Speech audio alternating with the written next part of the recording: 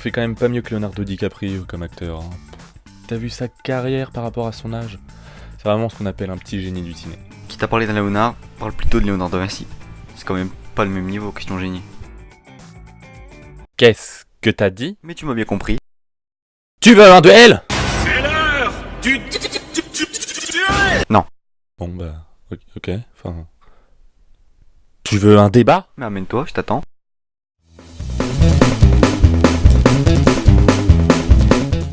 Eh bien, bonsoir mesdames et messieurs, je me présente, je suis R.E.D. et je serai l'arbitre de ce débat, de ce combat des lions chauds, autrement dit des Lionheart, ou plus directement des Léonards. Autant dire que ce sera très très chaud. À ma gauche, il ne porte ni katana ni bandeau bleu, mais il est stylé quand même. J'ai nommé Leonardo DiCaprio. À ma droite, un concurrent de taille contre le petit génie du cinéma, le génie tout court, Léonard de Vinci. De Vinci, DiCaprio, c'est fini, c'était vraiment mauvais mais c'est pas grave, qui gagnera ce combat? L'Aigle Noir sera le défenseur de la crème des comédiens trop payés, et pour le contrer, le Mostos s'alliera à De Vinci. Préparez vos pages Wikipédia, voici le duel des Léonards. Red, tu sais qu'on n'est pas vraiment dans une arène là.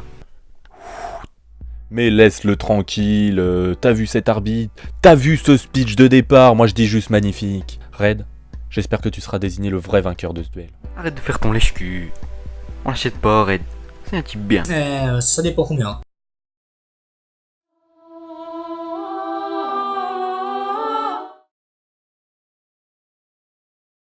Je laisse au Mostos l'honneur de commencer. Il en aura vraiment besoin pour défendre cette ruine qu'est Léonard de Vinci. Je te remercie de me laisser la main tel Julien Lepers. Mais ai-je vraiment besoin de défendre cet homme? Ce génie? Ce monument? Un homme aux multiples facettes? Son talent parle de lui-même, lui qui sait tout faire. A l'inverse, DiCaprio, que fait-il? Qu'a-t-il fait pour rendre service à l'humanité?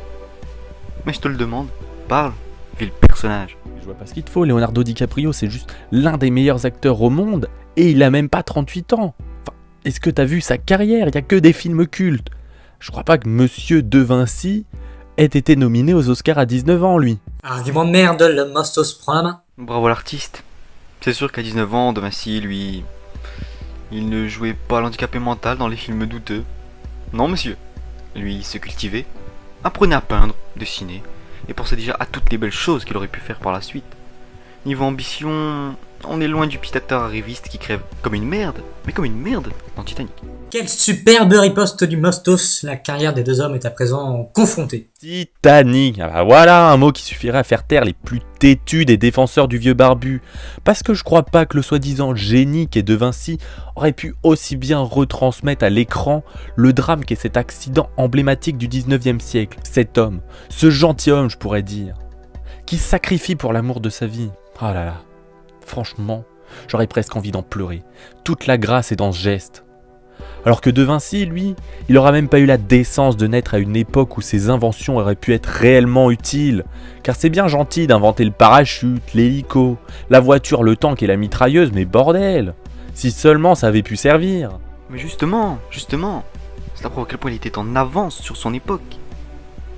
Ce que l'on ne peut pas vraiment dire de DiCaprio qui n'est même pas le meilleur dans sa discipline.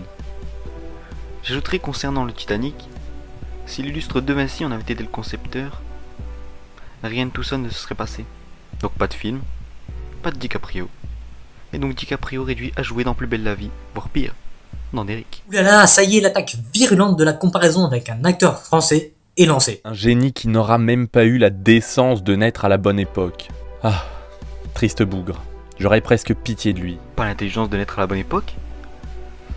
T'entames là un débat sur la procréation ainsi que sur l'ovulation et la gestation des plus complexes, qui, de plus est, n'a pas de sens. Comment Leonardo aurait-il pu prévoir que Da Vinci Senior rentrerait son appendice sexué dans la poche à enfant de Maman Da Vinci? Mon cher Mostos, je t'apprendrai que les vrais hommes, ils attendent pas que leur petit papa prenne la peine de planter la petite graine. Les vrais hommes, eux, ils poussent leur créateur par la volonté du spermatozoïde qui ne veut pas mourir au chaud dans une testicule atrophiée. C'est comme ça que je suis né, comme ça qu'est né DiCaprio, et comme ça que naîtront beaucoup d'hommes encore. Vive la volonté du sperme! Ouh, ça frappe sous la ceinture. D'autant plus que quand on sait que l'œuvre la plus connue de Léonard de Vinci, c'est qu'une pauvre peinture de 20 pauvres centimètres carrés représentant une bonne femme et un vieux ruisseau en fond, ah bah merci le génie, hein. Il est enfin récompensé par les milliers de flashs de japonais surexcités visitant le Louvre. Concernant la Joconde, sache qu'elle est encore source de bien de mystères et d'interrogations. Est-ce un homme?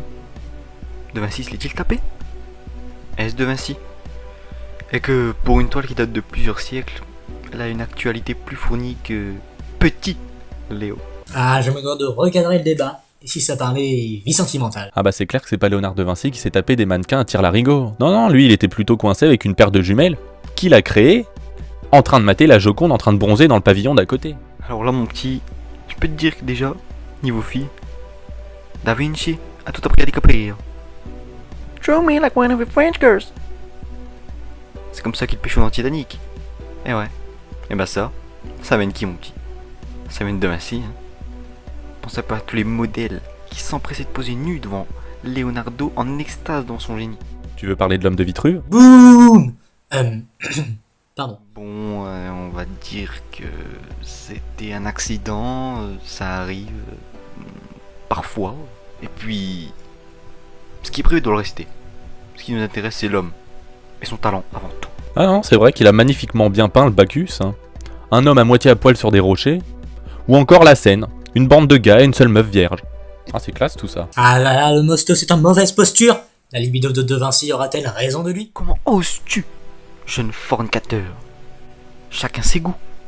Frédéric Mitterrand aime bien les petits Thaïlandais. Et personne n'en fait un drame.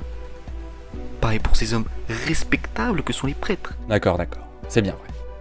N'attaquons plus pauvre homme sur ce qu'il est, mais bien sur ce qu'il a créé. Il a créé des ponts, DiCaprio a marché dessus. Inventé l'hélicoptère, DiCaprio part au travail avec. Construit des bâtiments, DiCaprio vit dedans à l'occasion, durant les vacances. De Vinci n'aura jamais été que le vieil homme à tout faire de Monsieur DiCaprio. Il ne peut aujourd'hui que le remercier pour ses loyaux services. De Vinci, esclave de DiCaprio.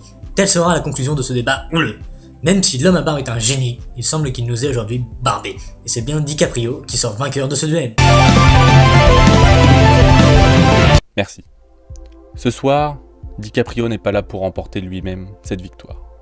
Mais de sa part, je tiens à remercier tout le monde, et particulièrement Léonard de Vinci, pour l'inspiration populaire que son image a donnée, créant ainsi de nombreux rôles au cinéma, tels que le Père Noël, Gandalf, Dumbledore, et tant d'autres qui seront peut-être un jour joués par Leonardo DiCaprio lui-même. Merci. Un jour, un homme emballera sur la proue d'un bateau dans cette posture. J'en suis sûr.